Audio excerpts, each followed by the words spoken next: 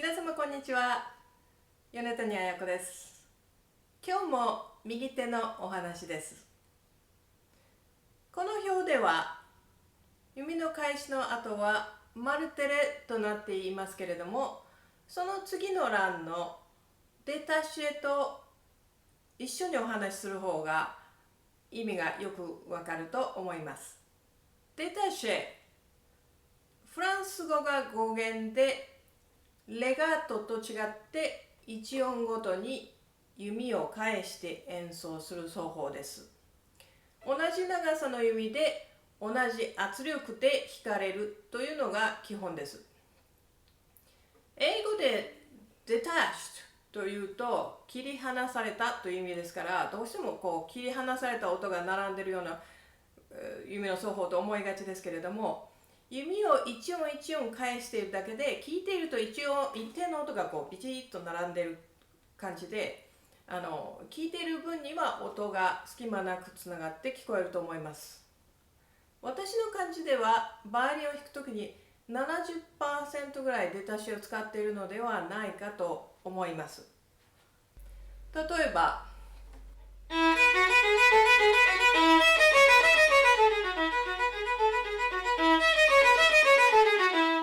とか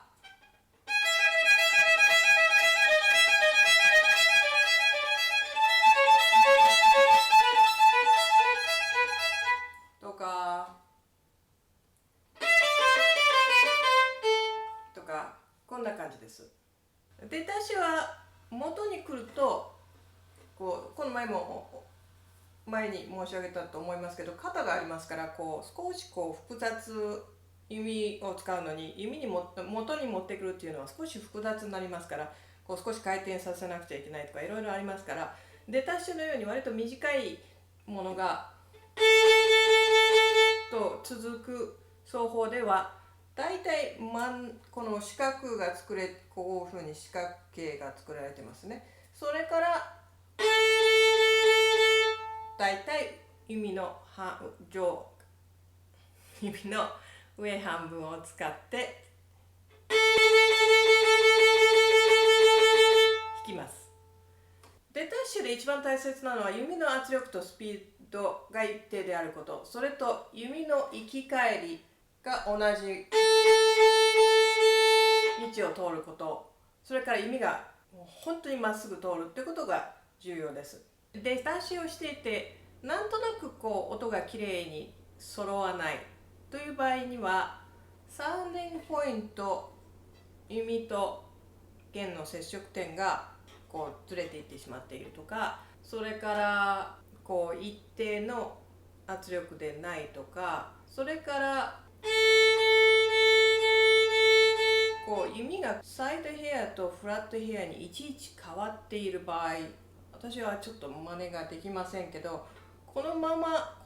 の状態で、特にフォーテの場合のデタッシュの場合というのはクックックックってこの音が鳴る方が会場にもよく響きます。だから例えばではなくて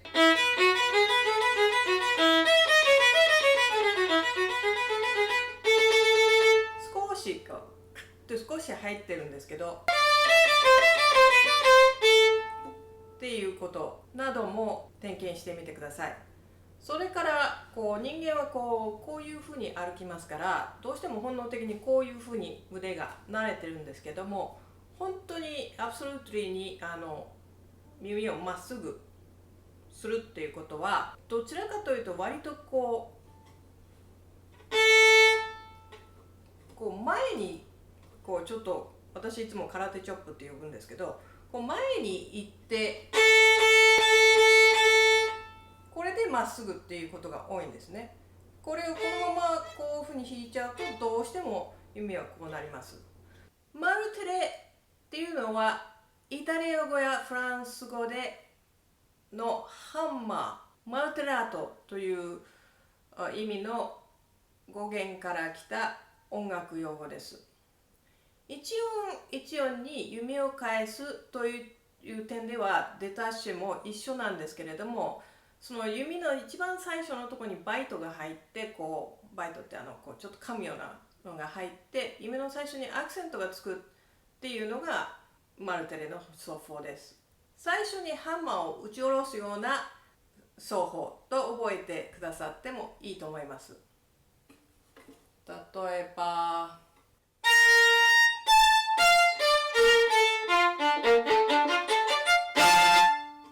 これはブラームスのコンチェルトの最初のところですけれども、こういうところなんかにも使います。マルテレでは初めのアタックの後に厳密に言えば少し圧力を抜いた感じで弓の速度がないと弓が進まないことになります。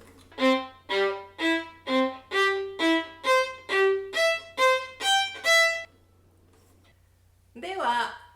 今お話ししたデタッシェからそれから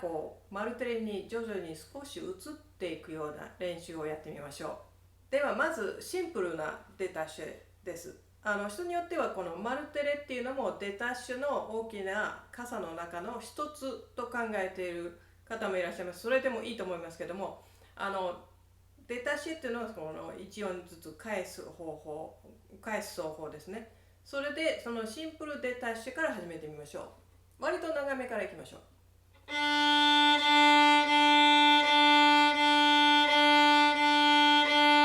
で、それができましたら今度は圧力とスピードを少し加えてみまし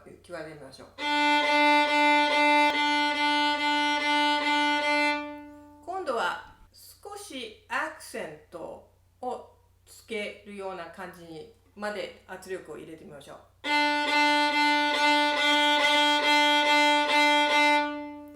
今度はこの音を切って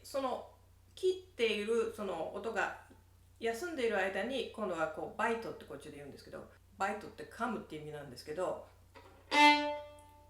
だから今のをちょっと切って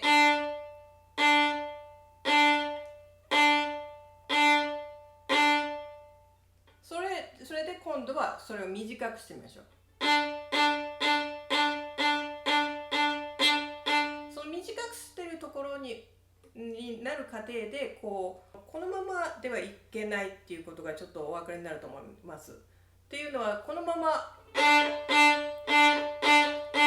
少し抜いて圧力を抜いてあげないと汚い音になりますから、この圧力を抜くような、それとまた少し手首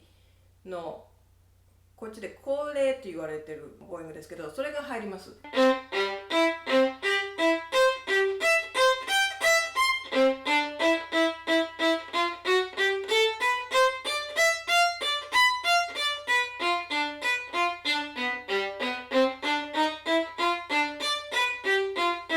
ただ基本的にはピチッと同じ長さでできているところに少しずつ圧力を入れて、少しずつ、でもその間に少しアクセントを噛んだ後には抜いてあげないと、そのマルテレーナの時に少し汚い音が出てしまうと思います。マルテレは例えばエチュードの初めのうちは綺麗なマルテレで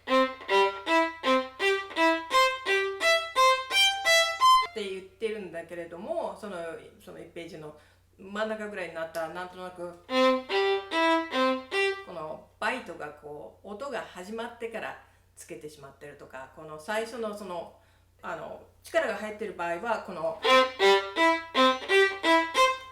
2行とか3行とかやると疲れてきますから、それでできないとか、そういう例を時々見かけます。これも後になってどの曲を弾いても響いてくるので、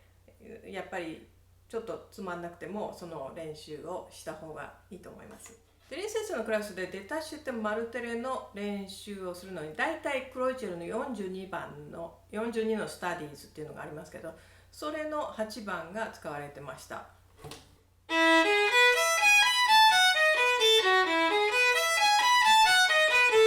この時はこのククククっていう音を出すまでやります。このクロイチェルは割と基本ですけれども、その最後の方になると割と和音とかいっぱい出てきて難しいですけれども、その何回も繰り返し戻ってこの奏法などの練習をするには、主に2番からその有名な2番れから12番までが使われてました。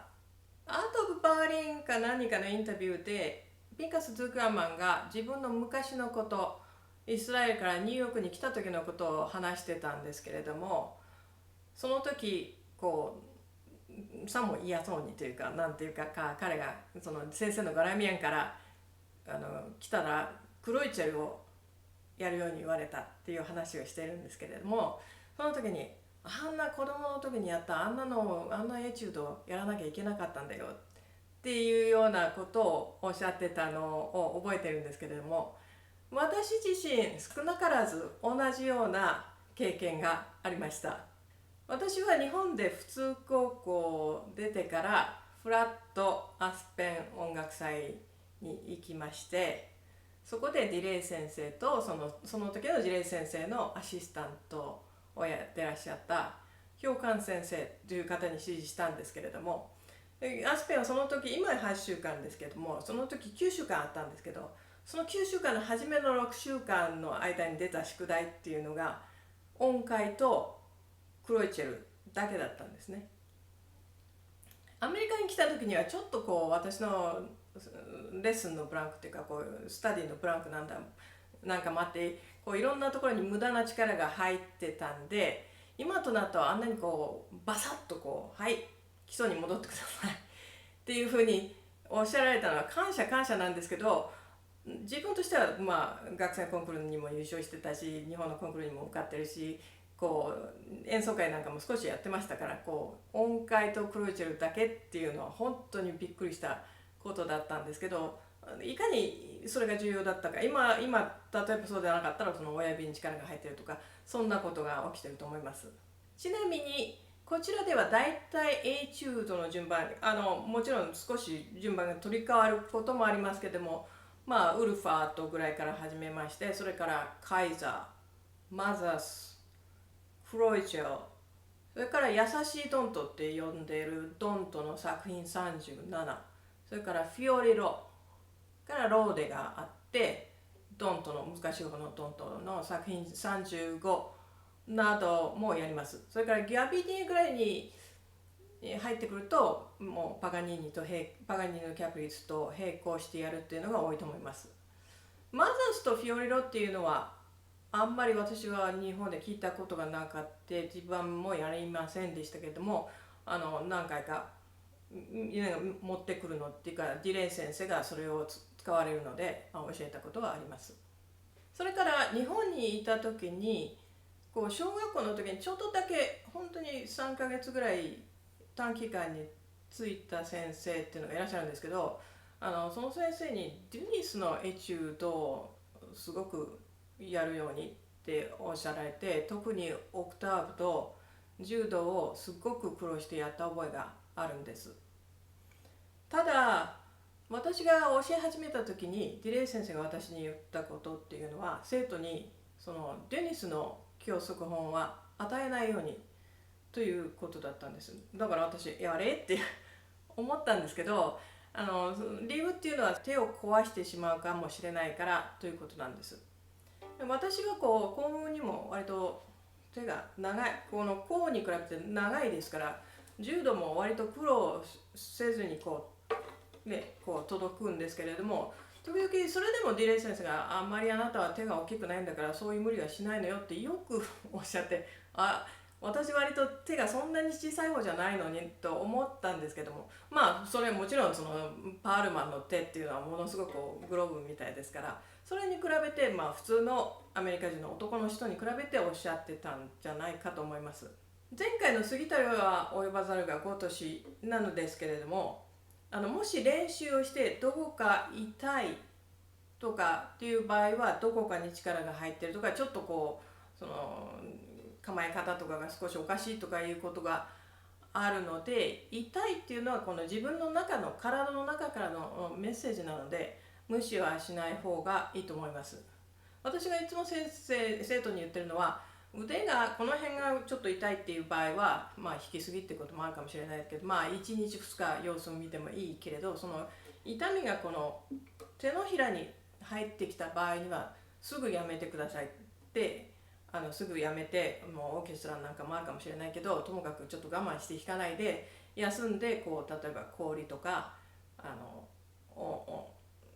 あったかいお湯とかこう交互につけるとか、そういうことですぐ休むようにって私は言ってます。それからよく寝ないといけないと思います。やっぱり休んだ状態じゃないとどうしても体が硬くなります。最近大学の学生さんのレッスンでちょっと嬉しいことがありました。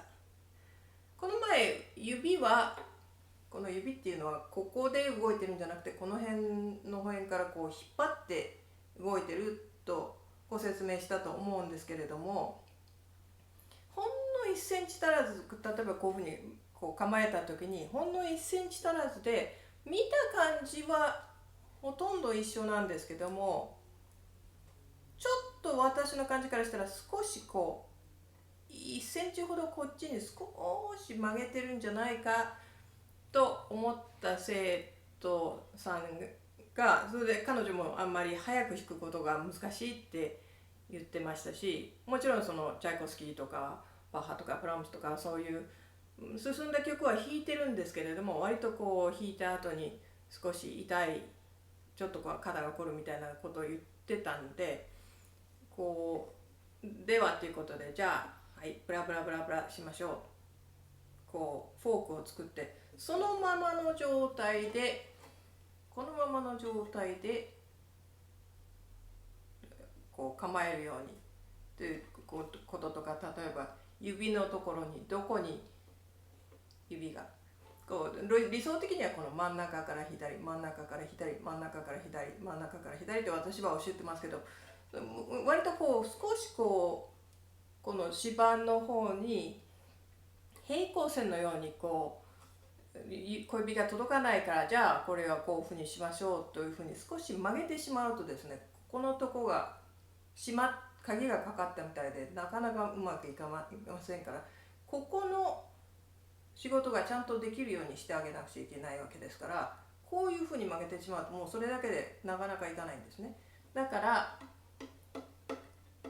こうじゃあっていうどうしても忘れてしまうから、じゃあブラブラブラブラ、はい、こういうようなことを例えばレッスンの15分ぐらいに入れて、もう本当になんか最初に戻ったみたいなお稽古にしてたんですけども、そしたら先週彼女がやってきて、それで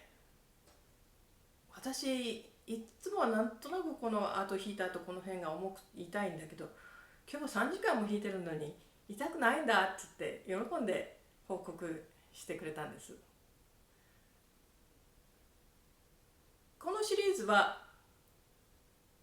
ディレイ先生の